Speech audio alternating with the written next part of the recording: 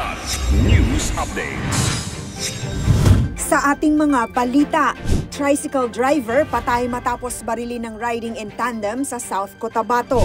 Defense Secretary Gilberto Teodoro Jr. nagbabala sa propaganda ng China. Lalaki nagpatato sa noo dahil sa April Fool's prank ng isang takoyaki store. Pinakamatandang panda sa Japan na si Tantan, pumanaw na.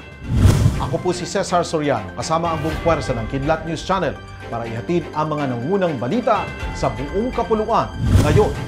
Patay ang isang tricycle driver matapos siyang pagbabarili ng riding in tandem nitong alas 9 ng umaga sa Barangay Zone 1, Coronadal City, South Cotabato.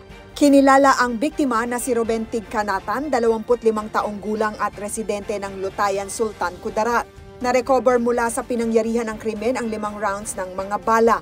Ayon sa mga saksi, nakasakay ang mga suspect sa isang motorsiklong walang plaka. Iniimbestigahan pa ng otoridad ang motibo ng krimen.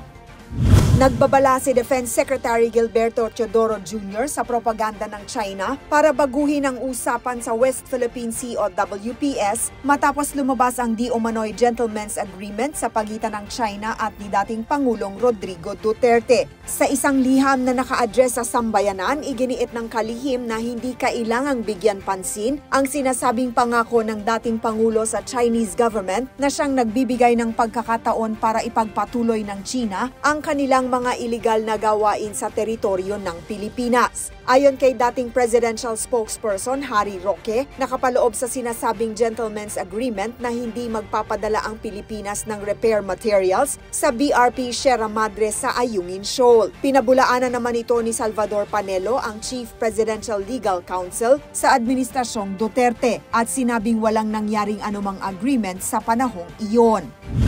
Prank gone wrong ang naging eksena matapos kumasa sa tattoo challenge ng isang takoyaki store ang isang netizen nitong April 1. Ang lalaki na kinilalang si Ramil Albano ay nagpatattoo sa kanyang noo kapalit ng prize money na 100,000 pesos sa tattoo challenge ng food business na Taragis na kanilang entry para sa April Fool's Day kahapon. Depensa ng may-ari, wala silang pananagutan sa nangyari at nagpaalala pa sa publiko na ugaliing magbasa ng post sa social media. Sa kabila nito, ilang mga negosyo naman ang nag-alok ng premyo para sa biktima gaya ng libreng gupit, pagkain, cellphone, sapatos at cash prize dahil sa dedikasyong ipinakita nito. Pumanaw na sa edad na 28 ang pinakamatandang giant panda sa Japan na kilala bilang Tantan batay sa anunsyo ng pamunuan ng Kobe Oji Zoo. Si Tantan na pinaniniwala ang nasa mahigit 80 ang edad sa taon ng tao ay sumasailalim sa pagpapagamot matapos malamang may sakit ito sa puso noong March 2021. Ayon sa zoo, posibleng dahil sa prostration o paglupaypay ng katawan nito mula sa sakit ang ikinasawi ng babaeng panda. Matatanda ang noong 2000 nang unang makarating sa nasabing zoo si Tantan mula sa bansang China para sa breeding purposes. Nakatakda sana siyang bumalik sa China nitong July 2020, ngunit naunsyami ang kanyang biyahe dahil sa coronavirus disease o COVID-19 pandemic. Para sa Kidlat News Updates, ako si Rosalyn Sinchonko, nag-uula. At inyo pong natungayan ang mga headlines sa nakalipas na mga oras. Manatiling nakatutok sa mga susunod na updates at breaking news. Ako po si Cesar Soriano, kasama nyo sa bawat pagputok ng balita.